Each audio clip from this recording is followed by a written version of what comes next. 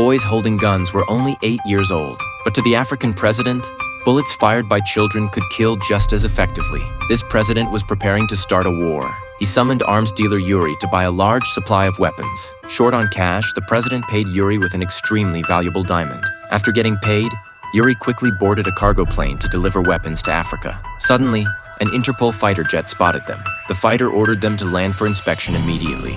Yuri frantically called an army captain for help. The captain said there was nothing he could do. The fighter jet fired warning shots and issued a final warning. Yuri had no legal permits to sell weapons. If they landed, he would definitely be arrested. Yuri ordered the pilot to make an emergency landing in the wilderness. The pilot thought this decision was completely insane. Any small hole in the ground could cause the entire plane to explode, but Yuri had total confidence in the pilot's skills. The pilot began steering the plane into a steep descent.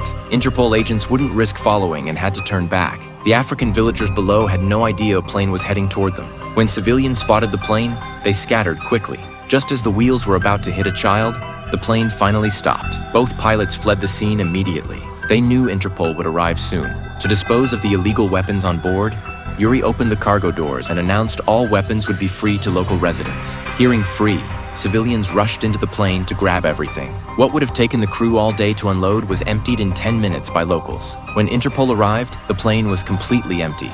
They knew Yuri's trick but had no evidence. In the end, Jack could only detain Yuri for 24 hours. Each day of delay meant one more day of life for war-torn civilians. Yuri witnessed the amazing dismantling skills of the African people firsthand.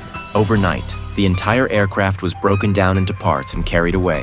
When he woke the next morning, only the bare metal skeleton of the plane remained.